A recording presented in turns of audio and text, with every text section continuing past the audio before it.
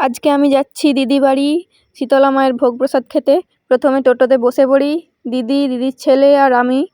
তারপর দেখো টোটো থেকে নেমে আমরা চললাম হাঁটতে হাঁটতে। হাঁটতে হাঁটতে দেখো কার সাথে দেখা, একটা কিউট বাছুরের সাথে দেখা হলো। প্রথমে ওকে গায়ে হাত বুলিয়ে দিলাম, তারপরে এই যে সবুজ রাস্তা ধরে আমরা চলতে থাকলাম। এত সুন্দর ভিউ কি আর তোমাদেরকে না দেখিয়ে থাকতে পারি বলো। আর এত হাওয়া দিচ্ছিল, আমি বারবার শুধু চুল ঠিক করছিলাম। খুব সুন্দর লাগে আমার এইসব গ্রামের রাস্তা ধরে যেতে, এত ভালো লাগে হাঁটতে। আমি যখন ছোট ছিলাম না, তখন মানে শুধু দেখতাম মানে কোন রাস্তাটা ছায়ায় ভরা, ওই রাস্তা থেকেই বেশি হাঁটতে পছন্দ করতাম আমি। মানে আমার প্রচণ্ড ভালো লাগে, প্রচণ্ড এইসব রাস্তা। আর তারপরে এসে গেলাম দিদি বাড়িতে। এসে দেখো এখন দিদির ছেলে টমিকে এখন বিস্কুট খাইয়ে দেবে। আর ওই নিচে ম্যাও বিলাই দেখতে পাচ্ছ, ওকেও খাইয়ে দেবে। ম্যাও বিলাই আর টমিকে বিস্কুট খাওয়ানো হয়ে গেলে তারপর আমরা যাব ভোগের প্রসাদ খেতে। আগে ওরা খেয়ে নিক, তারপর তো আগে ওরাও একটু খাক, কারণ শুধু আমরা খেলে হবে, ওদেরও তো খিদে পায় বলো, ঠিক কি না? দেখো দেখো কেমন খাচ্ছে। তারপর আমরা যাই দুজন মিলে ভোগের প্রসাদ খেতে বেরিয়ে পড়েছি এখন। আমরা দুজন নয়, আরও ছিল দিদির জায়ের মা, মানে আমার মাসিমা হবে। তো সবাই মিলে গিয়ে এখন ঢুকবো প্যান্ডেলের মধ্যে। চলে এসেছি এখন শীতলা মায়ের মন্দিরের সামনে। আর দেখো এখানে কত সুন্দর নাম কীর্তন চলছে।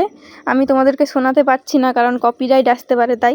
আর প্যান্ডেলটাও দেখো কত সুন্দর হয়েছে, অনেক বড়। এখানে সিংহ মামাটাকে দেখো, তোমরা দেখতে পাচ্ছ?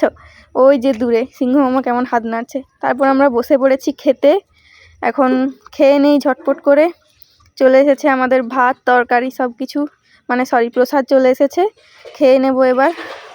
তারপর খেয়ে বাড়ি ফেরার পথে দেখো এই যে একটা রাজহংস মামার সাথে দেখা।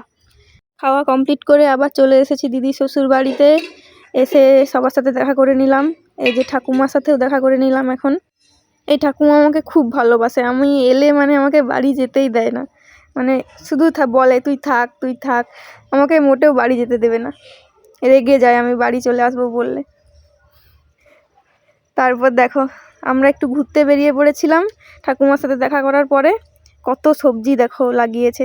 আমার না খুব শখ এভাবে সবজি লাগাবো, কিন্তু আমাদের বাড়িতে তেমন একটা জায়গা নেই এইসব এত কিছু চাষ করার।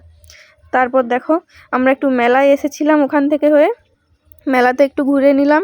মেলা থেকে কেনাকাটি করার পরে আবার চললাম দিদি শ্বশুর বাড়িতে। ওখান থেকে সবার সাথে এই যে সবাই জমিতে বসে রোদ পোহাচ্ছিল, আমরা দেখা করে তারপর বাড়ির দিকে যাব। আর কত এই যে গাছের কত নিচে দেখো বেল ধরে আছে, এই যে বেল হয়ে রয়েছে গাছে, কত কাছে কাছে তাই না? হাত পেয়ে যাবে, মানে হাত থেকেই পাড়া হয়ে যাবে। তারপর বেরিয়ে পড়েছি বাড়ি যাওয়ার উদ্দেশ্যে। চলো ভিডিও এখানেই খতম।